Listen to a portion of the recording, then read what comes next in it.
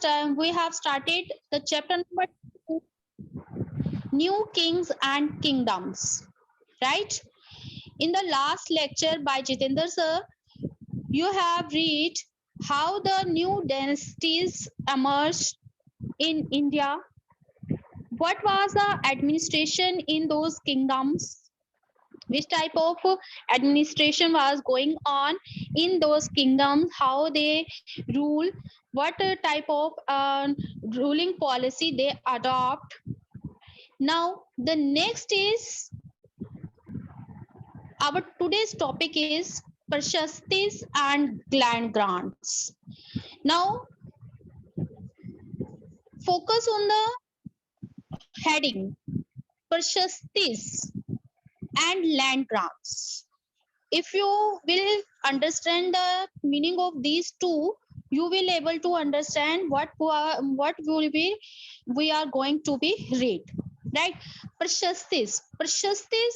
If we convert it into Hindi, actually this is a Hindi word. Prashasti means it is comes from prashansa.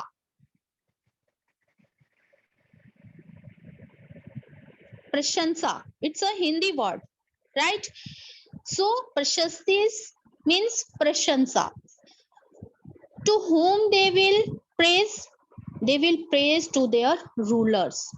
Okay, so the people make some specific caste or some specific people praised their rulers, right? So this is known as prashastis at that time, right? Second is land grants. When they praised their rulers, they were rewarded by the land grants. They were given the land as a reward, right? Now you are very much able to understand what are we going to be learn.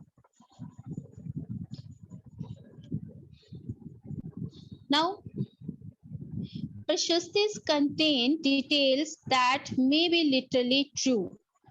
It can be true, it can be fake, but the main work of Prashastis is to praise the rulers, right? So they praise their rulers as they valiant, as they victorious warriors. They always won the war. They were depicted as they were always winner, right? So the Prashastis depict themselves as valiant, as victorious warriors. For example, these were composed by learned Brahmins. Who makes the Prashastis? It was composed by Brahmins, right? So these Brahmins were rewarded as a grant of land. When they praise their rulers, the rulers reward them, and the reward was land. So they were given the land as a reward. Who were given? Brahmins. Okay, this was the work of Brahmins to praise the rulers in a lyric form, in a poem form, or in a song form. So they composed their praise, and the rulers gave them reward as a land. Now, this record, when the Brahmins were gifted land, this record was kept on copper plates. Here you in the picture you can see the copper plates which are combinedly joined in a ring. These were kept as a record who were given the land, right? So this copper plate was given to those who received the land. Suppose I am praising the ruler, right? So I am rewarded by the land, and the ruler gave me this copper plate to keep as an record. Like in present day world, if some property was given to anyone, the registry is there. है ना? You are familiar with the registry. Okay, na? So it is a type of registry in the copper form. The whole detail of land was written on this copper plate, and it was given to the Brahmins, to those who were rewarded, to kept it as a record, like today's registry. Okay, now unusual for the 12th century was a long Sanskrit poem containing the history of kings who ruled over Kashmir. Right? So it was composed by an author named Kalhan. The author name who was Kalhan, he composed a history of the king of Kashmir, but he used a variety of sources to compose it. Like unlike Brahmins, he always praised their kings. Okay, he never composed anything against of the king, but the Kalhan used a variety of source to make true his composition. He used sources includes inscriptions, some documents, eyewitness accounts, and earlier histories. And on the basis of all these sources, he composed his history.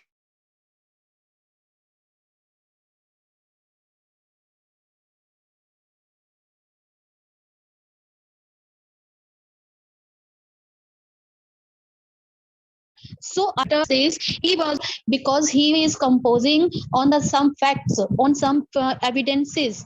So his composition was true, and he was not praising, he was not always praising his rulers. Sometimes he criticized the rulers and its policy in his composition. So this was the precious like composition about the ruler's praise, and it was done by the Brahmins. And for this work, the Brahmins were rewarded by the land. Right? Now, the warfare for wealth. Warfare for wealth. Now, what happened in the ancient times or in this period? What was going on? Every ruler want to expand its dynasty. He want to expand its area, and it can be done only by the wars. And war needs wealth to make the wars or to fight the wars. Every ruler needs the wealth. From where this wealth comes from, right? So in this stanza we will learn how this warfare managed by the rulers, right? So they at the same time they try to control other areas. No doubt the ruler want to control other areas because they want to expand their density, their areas, their kingdom, right? So one particularly prized area was the city of Kanuj in the Ganga Valley. In the Ganga Valley, the Kanuj area was very fertile, very prosperous, very rich of resources. So every ruler want to control over Kanuj. There were three kingdoms who want to control on Kanuj. First is Gujar Pathara, Rashtrakutas, and Pala dynasties. These are the three rulers who want to control the Kanuj. Okay, there are three rulers who want to control on Kanuj because there were three parties. So this struggle, everyone want to I want to control this kingdom, I want to control our Kanuj, I want to convert it into our kingdom. Everyone, all the three Gujar Pathras and Pala dynasty, they were trying to control over Kanuj. So there were three parties where this conflict was going on, and this is described as a tripartite struggle because the three dynasty was involved in this struggle. So this struggle was known as tripartite struggle. Remember it, tripartite struggle was when the three parties, including Gujar Pathras, Rashtrakutas, and Pala dynasties, they were trying to control over Kanuj, and this conflict which is going on among these three, that was known as tripartite struggle. right? So as we will see, rulers also try to demonstrate their power and resources by building large temples. Here in the present day you can see the large temples in they are different parts of the different parts of India. Large temples are made by the different rulers of the different dynasties because they want to demonstrate their power by these construction of the temples.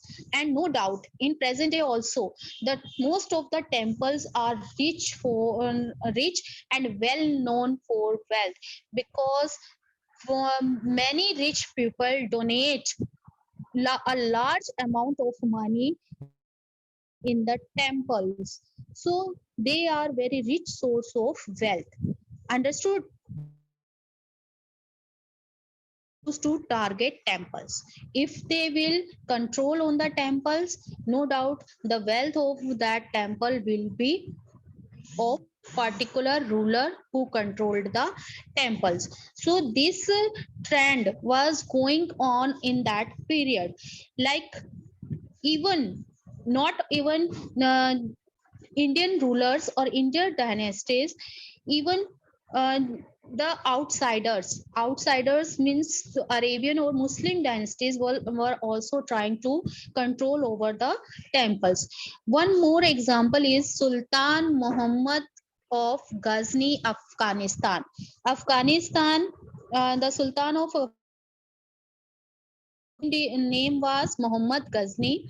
He ruled from 1997 to 1030, 1030, and extend control over parts of Central Asia. He want to control the part of Central Asia, including India, China, and all that, right? Iran and northern parts, western part of the subcontinent. So he raided the subcontinent almost every year. Means he always invade. He always fought a war every year to control over the subcontinent. And his main target was a temple, because the temple was a rich source of uh, wealth. Similarly, he tried to control the temple of Gujarat, the famous temple of Gujarat, Somnath temple. Much of his wealth Muhammad carried away and used uh, it to create a splendid capital city at Ghazni. He controlled over the temple of Gujarat. The name of temple is Somnath, and the wealth of this temple he carried it with him and used it to splend its city, its capital city, which was in Ghazni. Right. So Sultan Muhammad was also interested in finding out more about the people he conquered. First thing is that he invaded every year. Second is he controlled over the temple, and the wealth of these temples was used to splend their city. Third is he was very keen interested to know about the people who were conquered by him, who were controlled by him. Okay, the kingdom he controlled, he want to know about the people inhabited it. So he appoint a scholar named al-Brahani to write an account of the subcontinent. So he appoint a man named Al-Broni, and the work of that man was to maintain the account, to maintain all the record, to maintain all about the people of his dynasty. Okay, and this Arabic work known as Kitabul Hind. Kitabul Hind means Hind के बारे में किताब, यानी book about Hind. Okay, so this book contains all type of information about the people of Hind. So this is because he kept a record about the people of India at that time. But Now, this is a rich source for the historians to know about the people of that time, and he consulted Sanskrit scholars to prepare this account. This information was kept in Sanskrit language also. These were the three main things about Muhammad Ghazni. First is, remember, there are 3 points about him. Muhammad Ghazni always tried to invade over Central Asia almost every year. Second, he tried to control the temples, and the wealth of the temples were used to splend its capital city and for warfare. Third, Sultan Muhammad was very keen interested into to know more about the people, and he made a account to to kept the record of information about that time, and the book was known as Kitabul Hind, right? Like Muhammad Ghazni, there were other kings who engaged in warfare, included, the names are Shah Chahamanas. Later on, they are known as Chauhans, right? Initially they were called Chahamanas, and later on they were known as Chauhans. Prithviraj Chauhan. You have heard about the Prithviraj Chauhan. So this was the surname of that dynasty, Chauhans. So this was a region around the Delhi and Ajmer, and they attempted to expand their control to the west and the east. To the west and the east, look at the map. One more, wait. Yes, so they were here, Delhi, right? And they want to expand their density in the west and in the east also, right? So Chauhans were trying to expand their density to the west and to the east also. And to the west, there were Gujarat in the west, Chalukyas.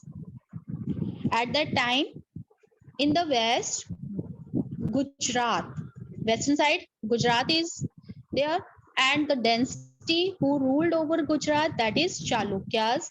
And eastern side, there was Uttar Pradesh, and the dynasty who ruled over Uttar Pradesh is Gharwals. So they were opposing, Chalukyas and Gharwals were opposing the Chauhans, because the Chauhan were trying to invade on Gujarat and Uttar Pradesh. So there was a war between them.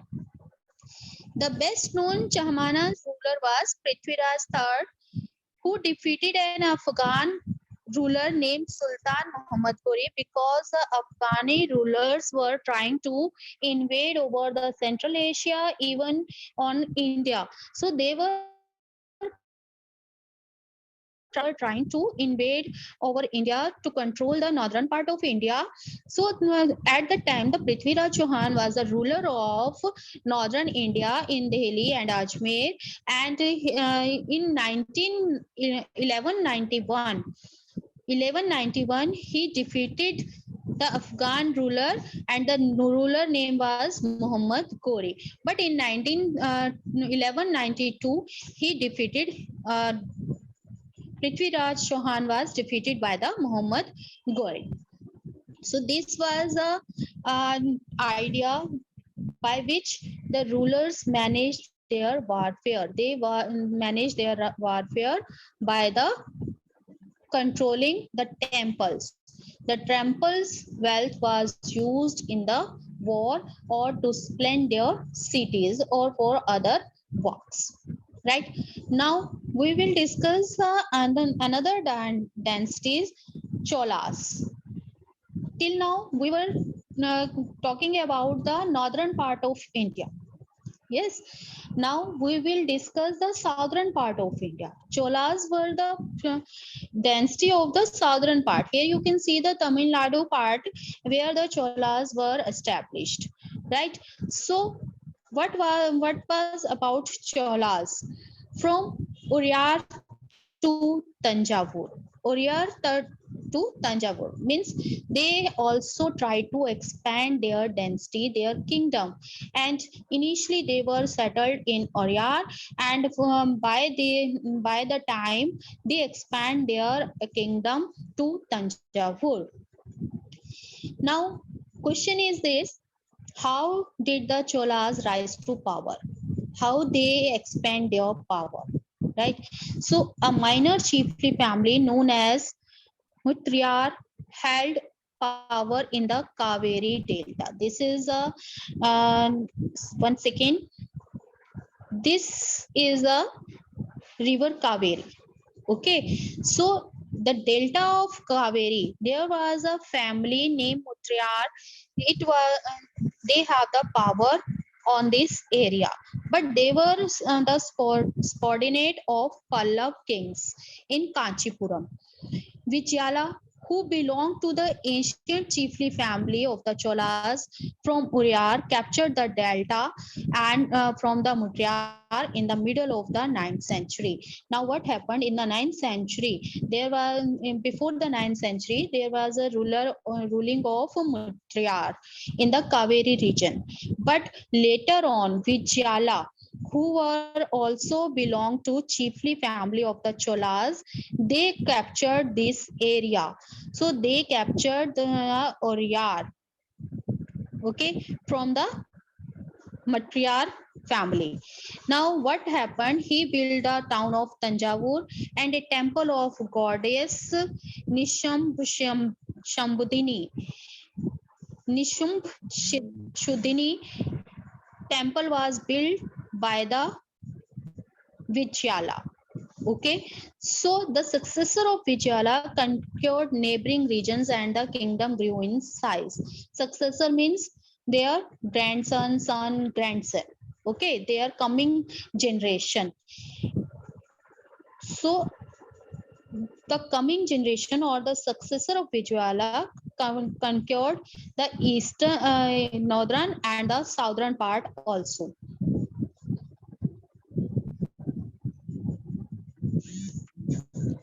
So they conquered the northern and southern part also, and Pallav and Pandyan territories to the south and north were made part of this kingdom. So there were in the south Pandyan and Pallav territories to the north. They were also included in Cholas. Okay, they conquered all these density and they make it in their kingdom.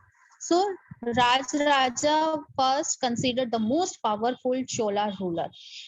So there were the successors of Vijayala, and among them Raja Raj first was the most powerful Chola ruler and became the king in 985, and he invaded the neighboring areas and expand its density. So it also recognized the administration of the empire. After the successor of Raja Raj, his son was the successor Rajendra I.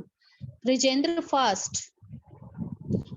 first, he continued the policy of his father named Rajaraj and even raided the Ganga Valley, Sri Lanka and countries of Southeast Asia and developing a navy for these expeditions. And what he did, Rajaraj controlled the Ganga Plain area, Sri Lanka, and here the Southeast Asia area. He expand his territories in all these areas. Right now, what type of work they did in their territories? Like other rulers of the northern India, they also made some splendid temples or all that, right? So the big temples of Tanjavur and Ganga Konda Cholapuram built by Rajaraj and Rajendra. They also want to demonstrate their power, and to demonstrate their power, they build the big temples in Tanjavur and Ganga Konda Cholapuram. Chola temples often became the nucleus of settlements because they were the core of the area, and people try to live around this area. So it becomes a nucleus center. So the temple becomes a center of that area, and people begin to live surrounding the area. So this is a core nucleus. It becomes a nucleus of settlement. Settlements means living, rehna, houses. Okay, so these were the centers of craft production where the people will live. The all the things, trade, crafts, everything will be there. So temples were also endowed with land by rulers as well as by the others. Now this land, the land which belongs to the rulers, which belongs to the temple, was used to produce the things which is used by the people who were living in the temple, who worked for the temple, like priests, garland makers, cooks, sweepers, musicians, dancers. They were these production was used for these pupils because they maintain the temple. Okay, so in other words, temples were not only place of worship, they were the hub of economic, social and cultural life, because all the life was going on surrounding the temples. All the people live around the temples, all the trades was there, crafts was there, people were maintaining the temples, the agriculture was done in the land of temples. So everything, whether it is economically, socially or cultural life, was going on in the temples or in the temple area. So they were the hub of all these activities. Among the crafts associated with temples, the making of bronze image.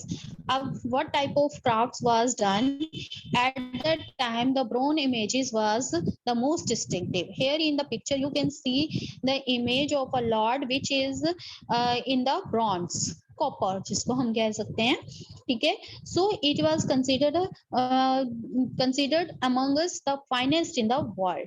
And while most images were of deities, sometimes images were made of devotees as well. Some images of rulers, some images of goddess were there, but it was in the bronze form, right? So this was the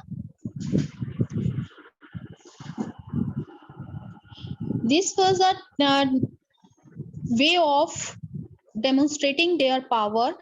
They built temples, big temples in Tanjavur and Gangakonda Puchalapuram, and the main it became slowly it became a nucleus. People begin to live surrounding the temples. The agriculture which is done in the temple area, it was the production was used for the people who were serving the temple, like priest, cook, garland makers, all that. So all the economic, social and cultural life was going on near the temple. So temple are become the nucleus, they are become the hub of all type of life. And that images which were created by the craftsmen, they were created the images in a bronze form. Remember all these things. Now, what were the conditions of agriculture and irrigation at that time? Now, agriculture and irrigation. Agriculture and irrigation was very prosperous at that time. They spent a lot of money, a lot of policies were done to expand the agriculture, to expand the irrigation facilities at that time also. No doubt at the present time we are growing the crops, more than one crop in a year. But at that time the rulers were also very keen interested in agriculture prosperous, and the people of that time also also producing more than one crop, right? Irrigation facilities were also there. So like at present time there were canals, and in spite of rivers we made some canals to provide the irrigation facilities to the field. Not now, but at that time of Cholas they also made these type of irrigation facilities. right? So have a look. Many of the achievements of the Cholas were made possible through new developments in agriculture, because agriculture prosperity is very basic need of any region to prosper, is that